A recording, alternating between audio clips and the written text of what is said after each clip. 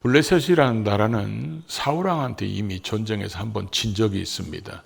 14장을 보면 그래서 mik바스 전투에서 졌기 때문에 우리가 언젠가는 이스라엘을 다시 쳐들어가서 이겨야 되겠다. 아마 칼을 갈고 있었을 겁니다.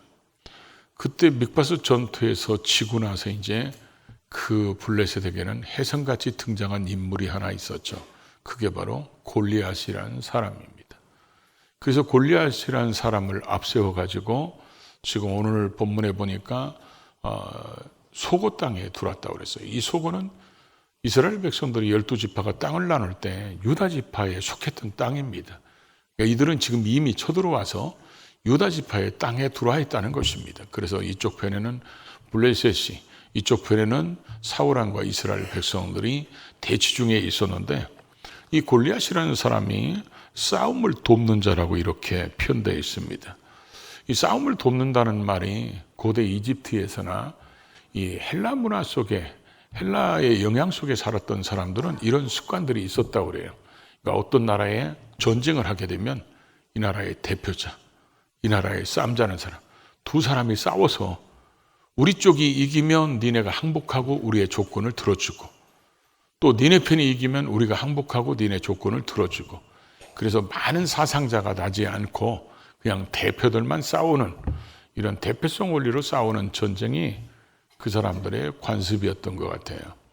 그래서 지금 골리앗도 그렇게 전쟁을 지금 그렇게 하자고 지금 얘기하는데, 이스라엘 입장에서 보면 이 사람이 적장이잖아요.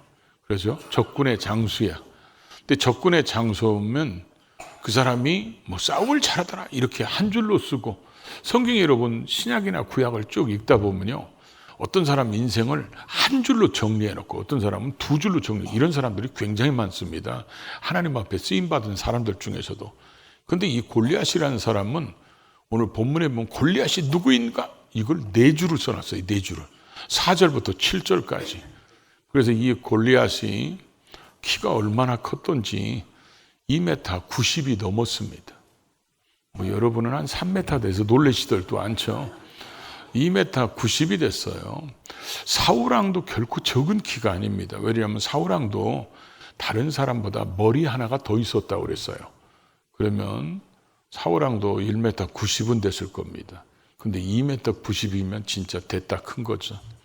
거기다 대고 이 골리앗이 입었던 갑옷의 무게가 57kg입니다. 57kg면 어지간한 사람 입혀놓으면 못 움직일 겁니다. 그러니까 이렇게 4절씩이나 표현한 것을 보면 이스라엘 백성들에게 골리앗은 공포의 대상이었다, 그 얘기예요. 그 정도로 이게 조금 크고 조금 뭐 덩치 크고 조금 싸움 잘하고 이런 수준이 아니라 괴물 같은, 어쩌면 공포의 대상이었기 때문에 이렇게 기록하고 있다는 것이죠. 하나님께서 이제 사울왕을 버리시기로 작정하시고 이제 다윗을 등장시키는 무대가 바로 오늘 이 본문입니다. 사무엘상 17장 1절부터 쭉 읽다 보면 이 전쟁터에 나와 있는 사람들 중에는 두려워하는 자, 두려워 굴복하는 자, 이 두려움을 극복하는 자, 이런 모습들을 보게 되는데, 이 모습을 보면서 우리는 이런 생각을 할 수 있을 것 같아요. 우리도 내 인생에 골리앗이라는 이런 큰 어려움, 두려움, 근심이 찾아왔을 때 어쩌면 우리도 오늘 이 세 종류의 신앙인들처럼 내가 있는 자리는 어디일까? 그래서 제가 소제목으로 세 종류의 신앙을, 하나는 화중지병의 신앙, 또 하나는 회상의 자리에 멈춘 신앙, 또 하나는 지금도 살아계신 하나님을 경험하는 신앙, 이렇게 표현하는데, 오늘 이 말씀이 우리 자신을 냉철하게 돌아봐서 우리에게는 지금 뭐가 문제인지 부족한지를 깨닫고, 우리도 이 다윗처럼 지금도 일하시는 하나님, 지금도 함께 하시는 하나님을 경험하면서 신앙생활하는 우리 모두가 될 수 있기를 주의 이름으로 축복합니다. 먼저 첫 번째로 이 화중지병의 신앙이 있습니다. 이 화중지병이라는 것은 사자성어는 우리가 많이 듣던 얘기예요. 그림의 떡이라는 얘기입니다. 자기가 봤을 때 저거 마음에 들어. 저걸 소유하고 싶어. 저걸 가지고 싶어. 저걸 내 거를 만들고 싶어. 근데 이건 그림 속에 있기 때문에 내 거를 만들 수 없는 상태를 표현하는 그런 사자성어입니다. 성경을 보면 하나님은 태초에 하나님이 천지를 창조하시느니라 그러면서 하나님을 창조주 하나님으로 소개하고 있습니다. 하나님은 이 세상뿐만 아니라 온 우주를 만드시고 통치하시고 다스리시고 이끌어 가시는 하나님인데 그 하나님께서 만들어 놓으신 우리는 피조물입니다. 피조물들이 문제 생겼다고 해서 그를 만드신 창조주가 피조물의 문제를 해결해 주지 못한다면 결코 그는 창조주가 아닐 겁니다. 그래서 하나님께서는 성경을 시작하면서 나는 창조주야. 너의 피조물들의 모든 문제를 해결할 수 있고 너희들에게 복을 줄 수 있는 창조주야. 그걸 하나님께서 강조하시기 위해서 1절에 이와 같이 딱 기록하고 있다는 거죠. 우리가 지난주에 말씀을 들었죠.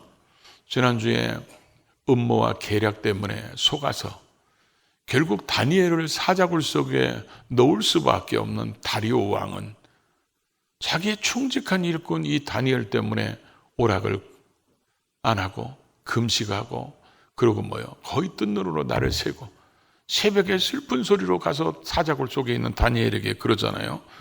살아계시는 하나님의 종 다니엘아, 너가 항상 섬기는 내 하나님이 사자들의 입에서 너를 구원하기에 능하셨느냐.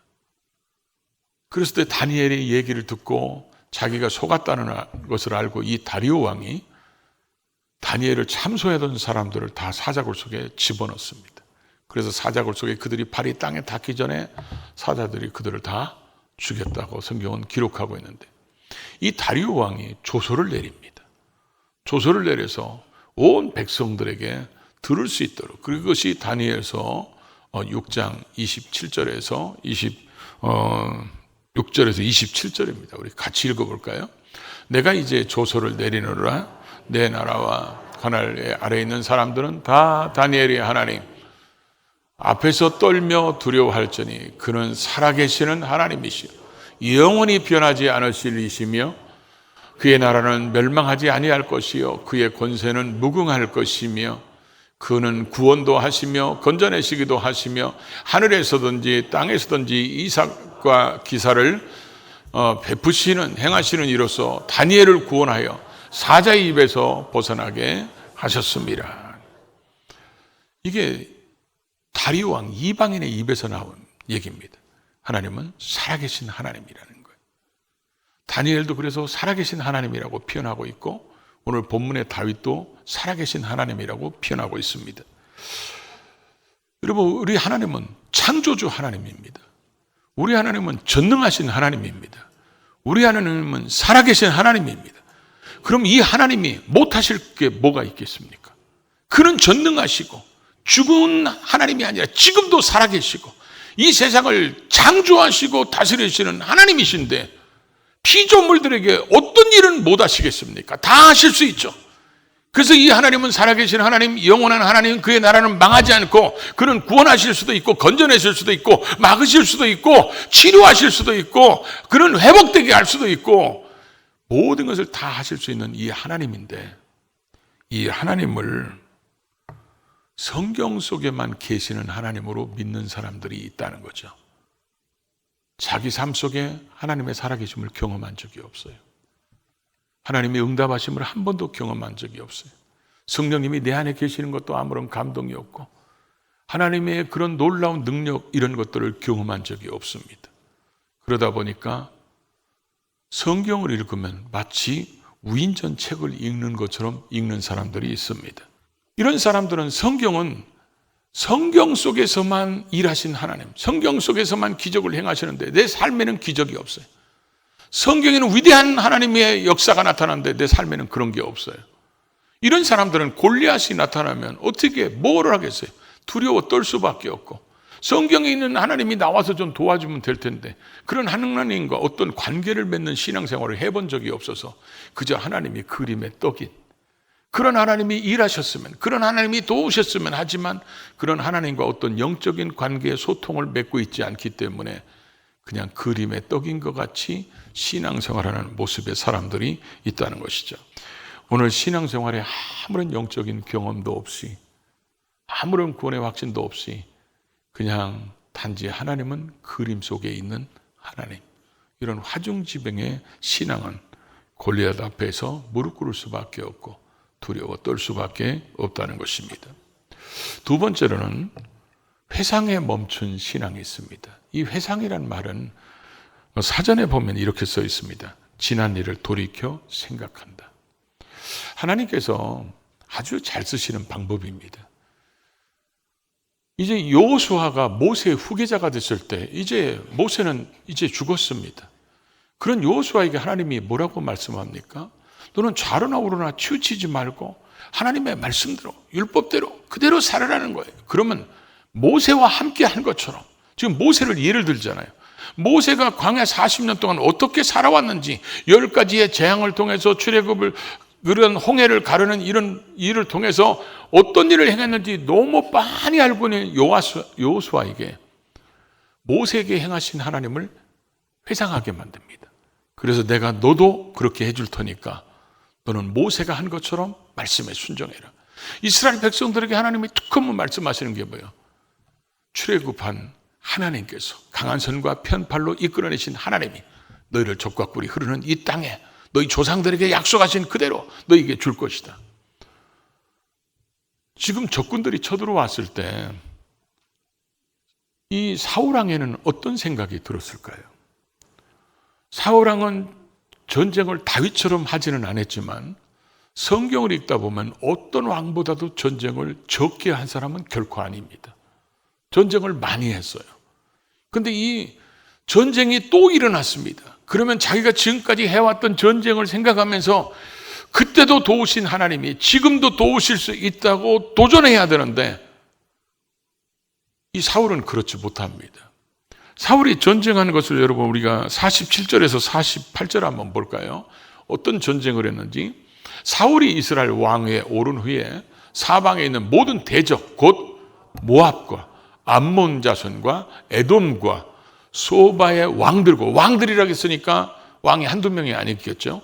블레셋 사람들을 쳤는데 향하는 곳마다 이겼고 그 다음에 뭐요?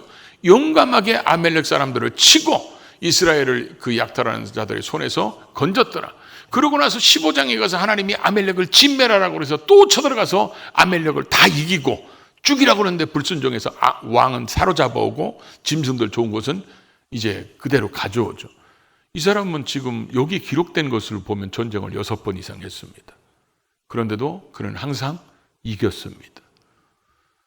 그러면 자기가 지금까지 살아오면서 하나님의 도우심으로 전쟁을 이겼으면 지금 블레셋과의 또 전쟁에서 이미 이긴 적이 있으니까 당연히 하나님 믿고 도전해야 맞습니다. 그런데 왜 사울은 이 도전을 하지 못하고 이 골리앗 앞에서 떨고만 있었을까요? 사울의 생각에서는 여러분 생각해 보십시오. 그때 내가 몇 번씩 이길 때는 참 좋았는데 그때는 하나님이 도우셨는데 그때는 막 이기니까 신났는데 근데 왜 지금은 못할까요? 다윗을 보십시오. 다윗이 오늘 본문에도 얘기하는 것을 보면 자기가 양들을 칠 때 사자나 곰이 쫓아와가지고 양들의 새끼를 물고 갈 때 자기가 물맷돌을 가지고 쫓아가서 그것들을 쳐가지고 그 입에서 짐승들을 뺏어오고 빼앗아 올 때 하나님이 자기를 거기서 뭐요? 구원하시고 지키셨다는 거예요. 그럼 여러분 생각해 봐요. 전쟁을 6, 7번 한 사람이 지금 전쟁을 더 잘하겠습니까? 아니면 짐승에게서 건진받는 것을 경험한 사람이 전쟁을 더 잘하겠습니까? 다윗은 지금 여기까지 보면 전쟁을 해본 적이 없어요. 그러나 아마 칼을 들고 사람을 죽여본 적도 없을 겁니다. 그런 다윗이 전쟁을 잘하겠어요? 직접 현장에 나가서 몇 번씩이나 승리했던 전쟁에 했던 그런 사람이 훨씬 더 사울왕이 더 잘하겠죠. 그런데 이런 전쟁 속에 들어갔을 때 둘 다가 다 똑같이 생각했을 겁니다. 사울도 지금까지 내가 전쟁하면서 이겼던 것, 다윗도 자기를 지금까지 하나님이 지키셨던 것. 그런데 왜 사울은 골리앗 앞에 좌절하고 굴복하고 결국은 두려워 떨고 있는데, 짐승에게서 건지신 것을 믿는 이 다윗은 어떻게 도전해서 골리앗을 물리치냐는 거예요. 이 두 사람의 큰 차이는 뭐가 다를까요? 먼저는 시야가 다를 겁니다. 보는 눈이 달랐어요. 사울왕은 자신을 보고 골리앗을 보니까 어쩌면 10명의 정탐꾼 같은 시야겠죠. 내가 저 골리앗 앞에 메뚜기처럼 보이겠구나. 그러니까 두려워 떠는 거예요. 과거에 도우신 하나님을 회상하면서 그때 도우신 하나님이 저 골리앗 아무것도 아니야, 지금도 이길 수 있게 하실 거야, 이래야 되는데 그 회상에서 딱 멈춰버립니다. 그런데 다윗은 지금 이 골리앗을 보면서 뭘 먼저 봅니까? 하나님을 보고 골리앗을 보니까 우리의 밥이야. 2명의 정탐꾼이 12명이 가서 똑같은 것을 보고 왔고 10명은 그렇게 얘기하고 2명은 뭐라고 얘기합니까? 그들이 하나님의 약속을 보고 그들을 보니까 그들이 아무리 강성할지라도 강대하게 보일지라도 그들은 하나님이 우리에게 주신 밥에 불과하니까 그들의 신은 이미 떠났으니까 우리는 이길 수 있다. 다윗도 지금 똑같은 시야로 본 겁니다. 똑같은 시야로 봐가지고 다윗은 그랬을 거예요. 아마 야구하시는 분들은 그런 얘기 많이 쓰시죠. 빗 맞아도 안타라고. 이 골리앗은 너무 대따 커가지고 여러분이 서 있으면 다윗이 던졌을 때 여러분은 날씬해서 피할 수 있는데 저는 맞았을 거예요 아마. 그런데 이 골리앗은 더 커가지고 그냥 던져도 맞아요. 다윗이 볼 때는 더 편한 거야 다른 사람보다. 그러니까 다윗은 도전하는데 도대체 이 시야 차이가 어디서 생겼고 왜 한 사람은 과거를 회상하면서 멈춰버리는데 왜 한 사람은 과거를 회상하면서 발판으로 딛고 일어섰냐는 거예요. 그 차이가 뭐냐? 성경을 쭉 읽다 보면 사울에게는 지금 어떤 일이 하나 벌어지냐면 하나님 말씀에 불순종해서 하나님이 버리시기로 작정하고 하나님과 교제가 끊어져 버립니다. 이 다윗은 비록 짐승 속에서 하나님이 건지시는 것을 경험했지만 지금도 하나님과 교통하고 있고 소통하고 있고 지금도 하나님의 인도하심 속에 순종하고 나오는 사람이고, 이 사울왕은 하나님과 교통이 끊어져 버리니까 회상하는 것에서 딱 멈춰버리는 거예요. 더 이상 도전을 못하는 거예요. 왜 그러냐? 하나님과 교통이 끊어지니까 이 적이 커 보이는 거예요. 이 사울이 하나님과 교제가 끊어지니까 이 문제 앞에 굴복할 수밖에 없고 떨 수밖에 없는 거예요. 우리도 신앙인들 중에 이런 사람들이 있죠. 내가 옛날에는 진짜 교회 봉사 많이 했어. 옛날에는 기도도 많이 하고. 그런데 왜 지금은 못합니까? 그 사람이 하나님과 교제가 끊어진 사람이기 때문에 그런 거예요. 하나님과 소통이 살아있는 사람은 절대 그렇게 신앙생활하지 않습니다. 하나님과 소통이 사라져버린 사람들은 골리앗이 오면 두려운 거예요. 그러면서 과거에는 하나님이 도우셨는데, 과거에는 그런 경험도 했는데 지금 현재 그 하나님을 믿는 믿음이 살아있질 못하는 거예요. 그래서 우리는 이 하나님과의 교통과 이 교제는 신앙의 생명줄입니다. 그래서 우리는 말씀을 읽거나 말씀을 듣거나 말씀을 배우면서 말씀으로 오신 그분의 임재하심을 경험해야 되고, 우리는 기도 속에서 우리의 기도를 받으시고 응답하시는 그분을 만나야 되고, 우리는 우리 안에 계신 성령님이 우리의 삶을 이끌어 가시는 그 성령의 능력을 경험하면서 우리가 찬양을 드리면 찬양 속에 임재하시는 그분 때문에 찬양에서 감격하고 눈물 흘리고 회개하고 통곡하고, 이런 하나님과의 교제가 살아있는 사람은 과거에 하나님이 응답하시고 과거에 역사하신 그 하나님이 그 골리앗이라는 문제 앞에서 우리가 도전할 수 있는 디딤돌이 되고 발판이 되는데, 이런 교제가 끊어진 사람들은 이 회상의 신앙에서 딱 멈춰가리고 골리앗이 뭘로 보이냐? 자기 인생의 장애물로 보이는 거예요. 그러니까 도전을 못하고 좌절하고 낙심하게 된다는 겁니다. 그래서 여러분 다윗을 보십시오. 다윗이 나중에 뭐라고 고백합니까? 다윗이 오늘 지금 계속 쭉 우리가 성경을 읽다 보면 다윗이 이런 고백을 하죠. 하나님께서는 사자와 발톱에서, 곰의 발톱에서 나를 건지셨은 즉 지금도 하나님의 이름을 모독하는 저 블레셋 사람, 저 골리앗의 손에서 나를 건지시리라. 과거에도 건지시고 어제도 건지신 그 하나님이 지금도 건지실 수 있는 하나님이라고 믿고 도전해서 이겨나가는데, 사울에게는 하나님과 교통이 끊어지고 교제가 끊어지니까 그냥 과거에는 이기게 하셨는데 여기서 멈춰버린다는 거예요. 다윗은 그런 똑같이 회상하잖아요. 회상하는데 다윗은 그것을 활용해서 도전해서 그때도 건지신 하나님이 지금도 건지신다는 거예요. 그래서 저는 오늘 본문을 보면서 46절을 한번 보실래요? 46절에 보면 땡골렘이 치고 싶은 단어가 두 개가 있어요. 오늘 여호와께서 너를 내 손에 넘기시리니 내가 너를 쳐서 내 목을 베고 블레셋 군대의 시체를 오늘 공중의 새와 땅의 들짐승에 주어 온 땅으로 이스라엘 하나님이 계신 줄을 알게 하겠다. 그러니까 하나님은 오늘 그렇게 하실 것이라고, 지금 계속해서 여전히 함께 하시는 하나님이 그렇게 하실 하나님이라고 믿으니까 도전하는 겁니다. 저는 야고보의 얘기를 들으면서, 또 야고보의 이야기를 말씀을 전하면서, 야고보이 자기 형 때문에 아버지한테 속여가지고 형의 기도를 대신 가로챈 것 때문에 자기 삼촌 집으로 도망가다가 누스라는 곳에서 잠을 자다가 하나님을 만납니다. 그 하나님을 만나는데, 그 하나님을 만나고 야곱이 그곳 이름을 누스에서 베델이라고 바꿉니다. 하나님의 집이라고. 근데 그 이유가 뭡니까? 자기는 지금까지 살아오면서 하나님에 대해서 어떤 생각을 가졌냐면, 내 하나님은 우리 집에만 계신 하나님이야. 근데 그 하나님이 여기에도 계신 줄 자기가 몰랐던 거야. 그 하나님이 여기도 계시는구나.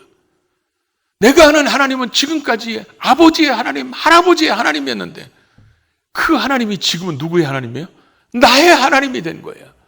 내가 이걸 죽을 때까지 잊지 않겠다는 의미예요.